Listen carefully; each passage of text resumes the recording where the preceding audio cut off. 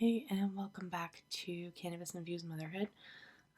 In today's video, I'm going to talk about my hospital experience from the point of the accident till when I was released, and just talk about a few things that I went through and how I felt about the way my concerns were dealt with during my time in the hospital. So, like I said in my previous video, when right before the ambulance picked me up, they had put a neck brace on me and then wheeled me into the ambulance. So while I was in the ambulance, before we took off from the scene, someone ran up to, or actually, I think it was the driver of the ambulance. Sorry, everything's a little fuzzy, so I'm just trying to recall it as I go. She brought me my purse. She's like, "Is this little black purse yours?" And I'm like, "Yes, thank God." So I ended up being brought to the hospital with all my things, which was really nice. So once I got to the emergency, they put me in this little room. They laid me down on a bed. I still had the neck brace around my neck. And I just basically laid there and waited and tried to just try to keep myself together and relaxed until my husband got there. It wasn't long after that I did arrive that my grandpa showed up. He ended up being in town that day, just so happened, so he was there within like 10 minutes of me being there. So he came and he made sure that all of us were okay, and he'd come like take turns in the room spending time with me and my mom and everyone else, just kind of keeping everyone updated because we were all pretty injured and couldn't go check on each other. So that was kind of a hard part of the whole situation. I honestly had no idea how my mom was doing, so it was really comforting that my grandpa could go back and forth and just like, "Oh, your mom's off to a scan," or, coming and letting us know that everyone's, still all right. Because at that point, I really wasn't sure how serious um, the accident was, and like how everyone else was in that moment. So pretty crazy. So my foot, I definitely knew was broken pretty severely. I was kind of in shock the whole time, so the pain wasn't as intense at that time in the emergency room. The pain actually like gradually got worse over the next few days and weeks. It was kind of strange. But I guess like your body goes into shock, so you're just like, you're kind of numb to it almost. But my foot didn't look very swollen or anything like that. So my grandpa wasn't even convinced that it was actually broken. But I'm like, no, like I could tell like it is not doing all right. So I don't know. I'm very uncomfortable with anyone touching my feet. I hate being tickled. I hate my feet being touched. I've never been for a pedicure because I'm just not interested in strangers poking around in my feet area. So it was really hard for me to allow the nurses and the doctors like do their thing and check on it and like touch it and like make me move my toes and all that kind of stuff. Um, so that was a little thing. So I had to face giant fear of one, riding in an ambulance. I have never been. Two was a car accident, so I had to face that fear. And the third thing was obviously my foot. And throughout the entire time I was laying there, like I said, my neck brace was on, and it was the most uncomfortable thing ever. I myself didn't feel like my neck was broken. Like I felt like I could like move a little bit, even though the neck brace didn't give me much of an option. And it was digging into the back of my head because it comes way up high. So it was digging in the back of my head as I was just laying there, and it was driving me absolutely crazy. So I kept bugging everyone to, like, can we take this off yet? Can we take this off yet? But they wanted to wait until I could get an x-ray of my neck and upper body before they would allow the neck brace to come off. At the point laying in the emergency room, I was convinced my collarbone was broken because of just where the seatbelt injury was, and I had a cut there as well. Um, the cut was actually quite lower, so it wasn't even up at my collarbone, but I was like laying there thinking like, oh my god, like my collarbone's broken too, and I don't know, I was kind of nervous about that. So they comforted me and said that it was just, the impact and the seatbelt. So there's nothing really, anything broken. They like pushed on the collarbone, and I'm like, okay, that is all right. So yeah, and then throughout the wait, it was a very long wait. My husband finally got there.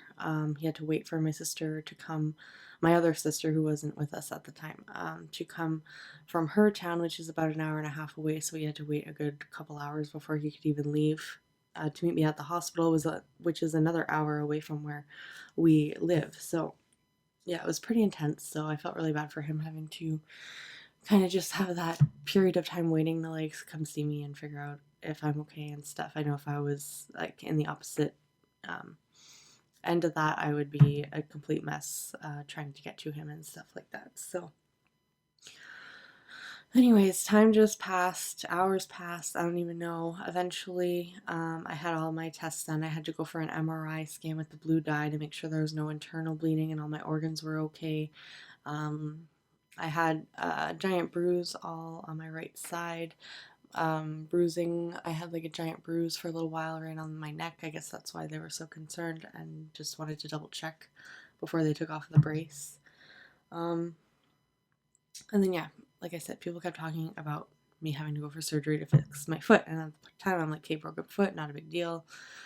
Not a big deal, right? Cast, go home, and whatever. But no, I got wheeled into a room. I got my own bed, and they were talking surgery. And they said I might be able to go that night, so they wouldn't let me eat. They wouldn't let me drink any water. I was so dehydrated. I really, really needed to have something to drink, and all they would give me is like little sponges to like kind of wet my mouth a little bit, not enough to even get like a drop off. It was awful. By 11 that night, they realized I'm not going to surgery till tomorrow, so the nurse brought me like a couple snacks, and I was finally able to drink something, so that felt really good. My husband camped out with me in my hospital room my entire stay.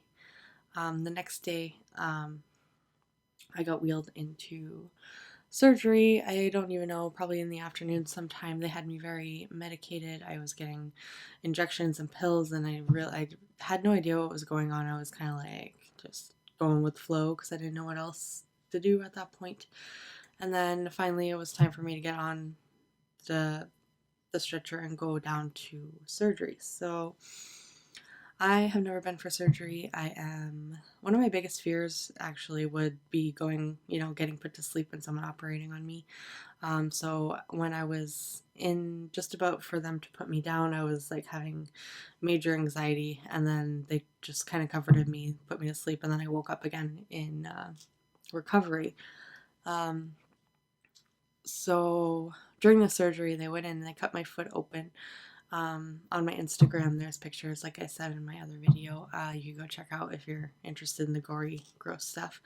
Uh, my scar is about this big on the entire top of my foot. Off to the side here, they opened me up and they put 2 pins in there to keep my foot together.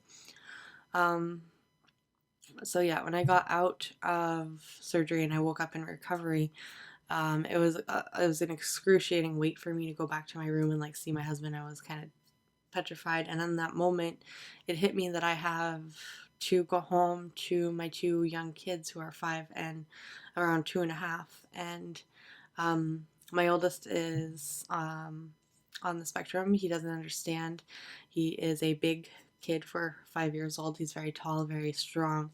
And he doesn't understand personal boundaries, let alone someone who is injured and shouldn't be jumped on and stuff like that. So it all hit me that I was having to go home, and like I was actually very scared of going home because of just the anxiety of being in a house like mine, which were all very active kids. They're loud, they're rambunctious, they love to play, they love to wrestle, all that kind of stuff, and they didn't really understand that mom couldn't do that. So I was very, very nervous to go home, and I was kind of like just in a very, very negative mental state at that point. I didn't see any like hope, and I was just looking for like someone to talk to. I even requested a counselor come see me and stuff like that. So when I eventually got back to my room, the counselor came, and I tried explaining to her what was going on and what I was scared of, and all she offered was some anti-anxiety medication and just handed me a couple pieces of paper, just kind of like